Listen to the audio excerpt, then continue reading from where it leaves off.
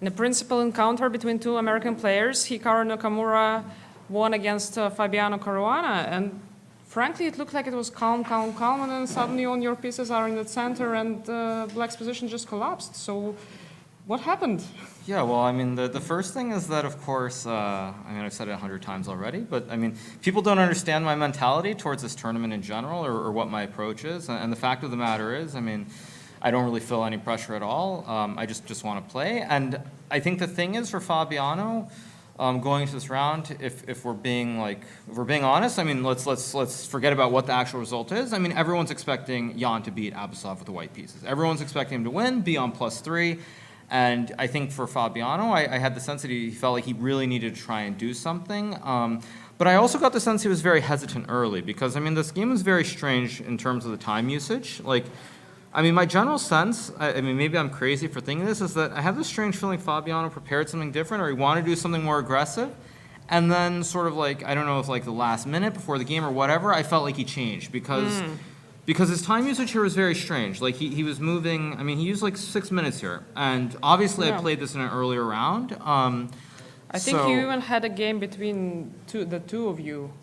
Exactly until up to this moment. I mean, very likely. But like the thing is, you start using time. So like, I mean, what that tells me is, I mean, again, maybe I'm crazy for thinking this, but I have this feeling that he prepared something else, and then he probably got talked out of it and told to be solid or something like this. Or I mean, something felt wrong just because. I mean, there's no way he didn't. I mean, there should be no way he didn't look at this with me having played this already once in the tournament against Pragnanantas. So. I mean, his time usage was very strange. So I got the sense he was already a little bit tentative. Of course, knight f1 is not best, but I couldn't remember all the lines, so I played it anyway. Yeah, and after d5, we end up in this position, which, of course, like all Spanishes or Italians, are pretty similar after d4 takes.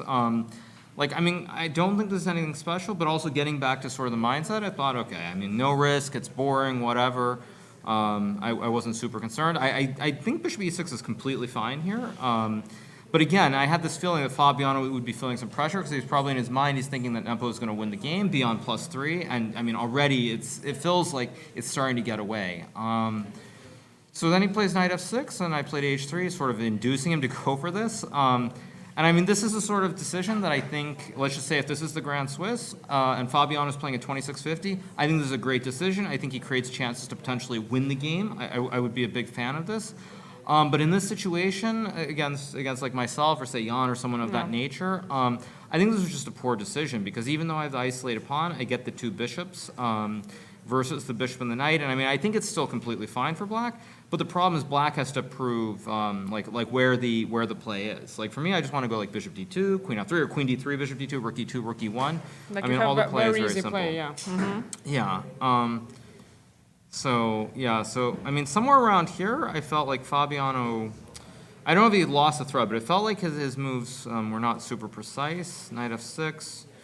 I mean, I thought knight f6 was actually, from a practical standpoint, a bad move, just because then my plan becomes super obvious. I'm not sure I mean, I'm sure it's a completely reasonable move, but it gives me all the obvious play. And then with the time control being with no increment, I think that being able to play a lot of moves quicker than your opponent plays a huge role. Because after this knight f6, bishop g5, h6, like all my moves become obvious. Like I go queen d2, and now I just want to go rook e1, and then f4, h4, d5, knight h5, bishop b3. Like you could make some pre-moves probably. Well, yeah, I mean, similar. But the point is, of course, with increment, this is nonsense. It doesn't matter at all. But with no increment already here, you're starting to feel the pressure. And I think the big moment was right here. I think Fabiano just completely underestimated rook e3. Because, not to start sounding like a poker player or something, but Fabiano had to tell, just like he did in the first game, where as soon as I played rook e3, his eyes got a little bit big. I mean, it was a little bit different than the first game, when I think I played rook takes f2. It was very clear he had missed this, but I could tell he had missed something because the way he thought rook e3 was played, he thought it was a blunder.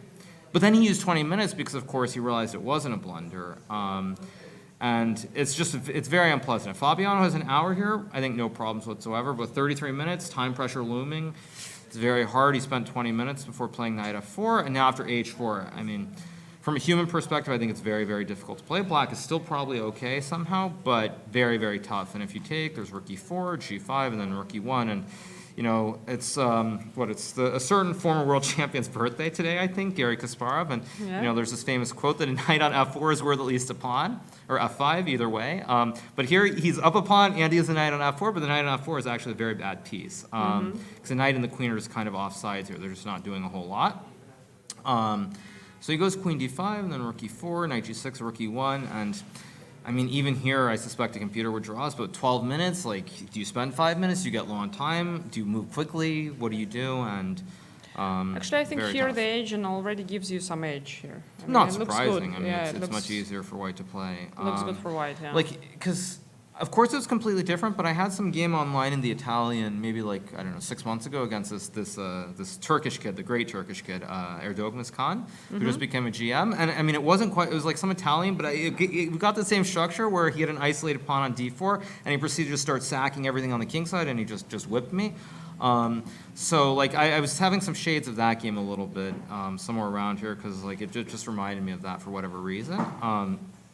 But basically, it's just very hard for black to play. And I mean, I think h5 is wrong, but I figured it's a logical move, playing again for the themes, no knight moves, weakness. Now I'm going for knight f5, and here Fabiano just cracked, and he blundered with bishop d7, which he played after 2 minutes. Again, 11 minutes with 10 moves to go, very, very hard to play. And I mean, I feel like you make the decision that either you use a lot of time, and then try to find the best moves with 2-3 minutes on the clock. I mean, a la Grishchuk, of course.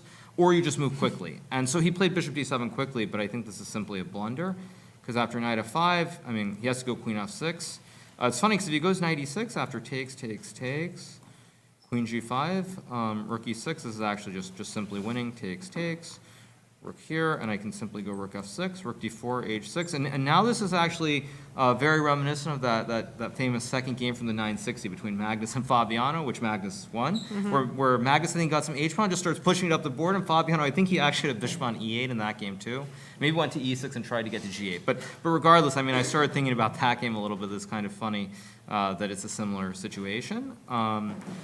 So he goes queen f6, queen b4, and now Fabiano just blundered this move b5 after a 2-minute think. I mean, already here it's very hard to play.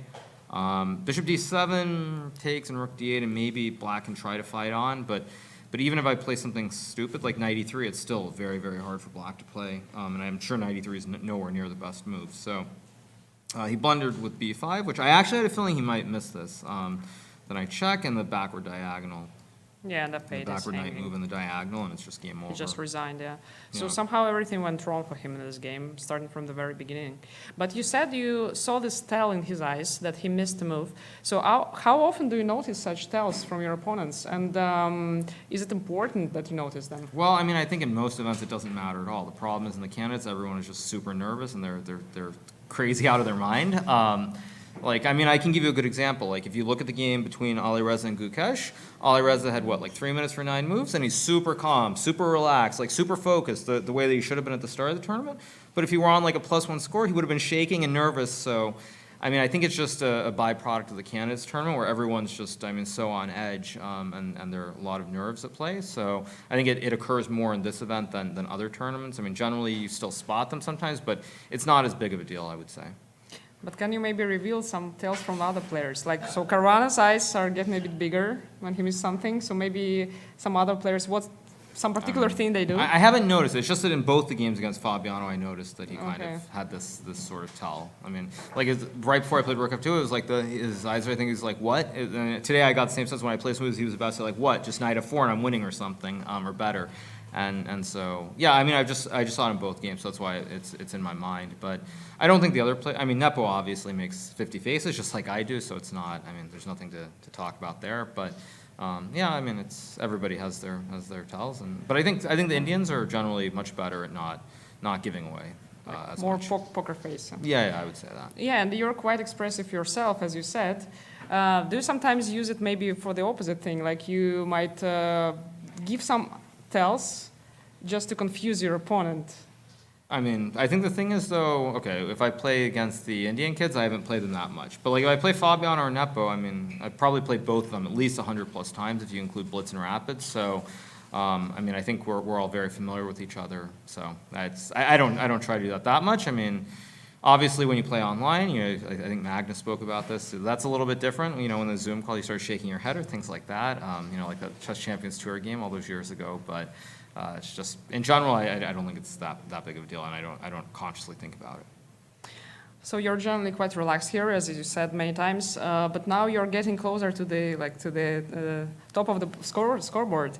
So do you think it might also influence you, so you'll catch this bag, of being nervous?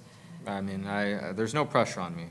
I'm playing for fun, so I don't feel pressure. No matter which. I think I've said this pretty much every tournament I've played since the FIDE Grand Prix and that first one in Berlin. I mean, basically my goal is to not make a fool out of myself. That's my first and foremost goal. And then after that, just see how I play and go from there.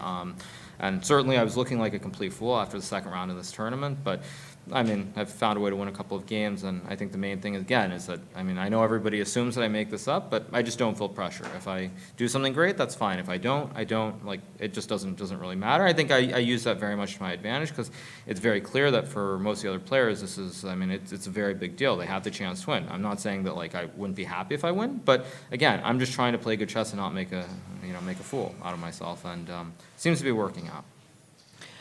Do we have questions for Hikaru? Yes, please, but just wait for the microphone. Here. Hikaru, thank you so much. First of all, I want to thank you on behalf of Toronto for gracing us with such beautiful chess. I'm very grateful that you come back to OTB chess from time to time.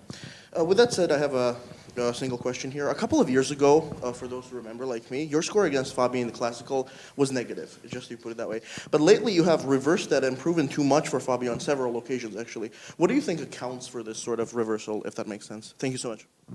Well, I think the first thing is I finally gave Fabiano the respect he deserves and stopped playing the Najdorf every game against him. I think I lost 3 or 4 games in a row. To be fair, for a long time, that was Fabiano's weak point. He was not very good against the Najdorf. He lost games against myself, Gelfand, and many others. But he fixed that weakness, and I think he ran up 3 or 4. He had this great queen sack in London. He beat me in Norway chess as well. I think there's another 1 or 2 somewhere in there. But that's the first thing. But beyond that, I think perhaps it's I just try to find good moves. I try to stay very relaxed, and I think I don't really worry about a rivalry or anything of that nature, whereas in the past, a lot of things in terms of being a pro player, I would sort of look at his results and compare against him and feel a lot of pressure in a matchup, because for a long time we've effectively been the number 1 and 2 American players. So I think the main thing is just not really feeling pressure and just trying to play and enjoy it. I know that's a stupid answer. That doesn't really explain a lot, but in general, I think Fabiano feels more pressure for whatever reason when he plays me than I feel when I'm going up against him. More questions, please? Hikaru, when you say pressure, it sounds very negative always. Can't pressure also be a good thing? Because it's getting tough and serious and everything. Now is the hour where everything counts. Well, I think there's a balance. Obviously, pressure can be a good thing, but I think if you talking about statistics, you look at the candidates tournament versus any other top level tournament, the play is significantly worse. This one I'm not sure about, but in general, you see many more mistakes, many blunders, and if you compare it against a Grand Chess Tour event, it's just it feels like the players are not the same players at all. So. I think pressure in this event is not a good thing. I think I've found a way to sort of manage it. I think also for me, 2016, I felt way too much pressure. I was way too nervous throughout the event. And I remember because, Peter Lecco was one of the people I was working with, and he was always trying to be positive. He was always like, you have a chance, you'll come back here. And I'm always very negative, very pessimistic about the whole thing. And so I think I learned a lot from that experience in 2016 relating to the 2022 candidates and this one as well. That for myself, I just try to feel no pressure. Obviously, I'm in a good situation, so it's easy to say that. I think everybody's gonna have a different answer, but for me, I feel like pressure it's always a bad thing. It's always a bad thing as far as it relates to chess. And I'll give you another example. I feel this is just a general comment, but. There's so many tournaments over the many years that I've played chess where I think about last round games where there's a player who has the white pieces and they need a draw to win the tournament against players with black pieces, And there are many instances where they go on to lose the game. It's like, I've done it even against like Wesley So in the American Cup. I think Fabiano's done it. Magnus, of course, is just ridiculous, and he of course never finds a way to blunder in those games. But in general, I feel like you see it a lot where players with a white piece in a situation where they only need to draw to win the event or whatever it is, they end up in a lot of trouble in that game, if not losing. And I think it's, again, a direct result of pressure, and I just don't think pressure in general is good. Maybe if you're young and you have great nerves, it can be, but I think it's much better to just try and relax and enjoy everything. I think we have more questions. Yes, please. Yeah, you mentioned poker. The crossover between chess players and poker is very interesting and quite entertaining. Can you say that there's anything that you've learned from poker and applied it to your chess game? I don't know if there's anything specific. If I had to give one thing, though, it's that obviously, chess is a game of complete information. Poker is not, and so it's very easy to let the ego get out of control as it relates to poker. I mean, there's so many times where you have something like queens or kings, and you have like raise, re-raise, shove, and it's very hard from an ego standpoint to like fold that hand, even though it's very clear that somebody has the aces. So I think the main thing that I would say that you take away is that it's just like the ego, you always have to keep that in check. And I think in chess as well, it's very important to remember that in a tournament like this, everybody's very good. Sure, statistically, some people might be worse on paper, like Abasov, but he can still play a great game of chess, like I think he is today. And it's all relative. So the main thing is just to like not let the ego get out of control. Do we have any more questions? So let's start for Stefan and then Sagar, okay? We see again, Fabiano has played quite many candidates tournaments, and in the first one he was, in 2016, was pretty close to it. The next one he won quite convincingly. Since then, something has been going wrong. You have any theory about your compatriots going wrong in the recent candidates?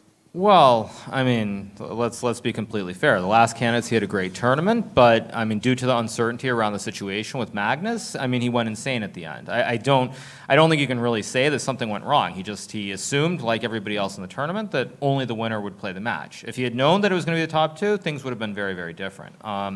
So I think that's a little bit unfair to talk about the last one like that. But I think as far as this candidates, I mean, again, I can't speak for Fabiano, but my guess is that probably he's looking at the tournament situation, and he's probably has this feeling that Jan is going to find a way to win, go to +3, and then it's like you're in the same situation. You're down by 1 or 1.5 points, and you feel like the Nepo train is gaining steam, and once the train goes, I mean, it's all over. Especially because this one, I mean, we assume, I mean, I think everybody assumes that Ding will play, so only the winner qualifies.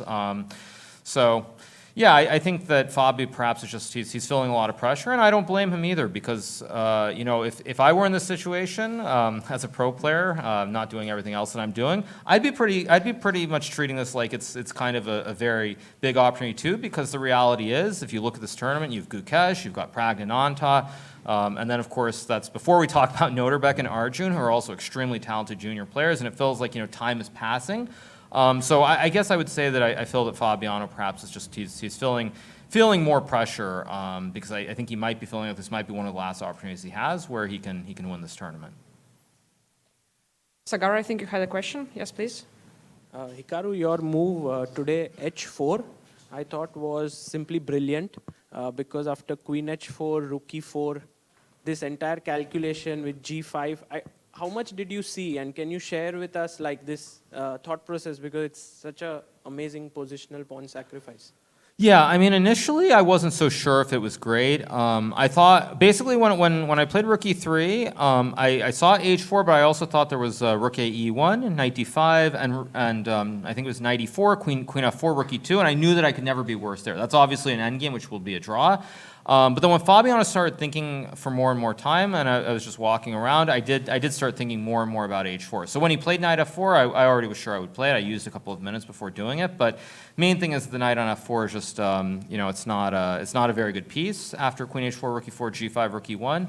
I mean, it's kind of ironic because, as I said earlier, there's the famous quote from Garry Kasparov, whose birthday is today, that, knight on f4, f5 is worth at least a pawn. And here you get the knight on f4, it's protected, and you're up a pawn, but it's actually very bad because of the queen placement. I think that sort of speaks to how amazing chess is, that there are all these rules, all these ways, all these sayings and themes, and if something is on a different square, suddenly it's not true. And I think that speaks to the beauty of chess as a game.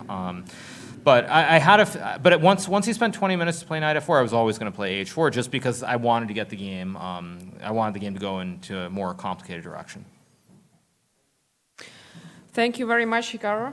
Thank you for frank answers. Yeah, sure.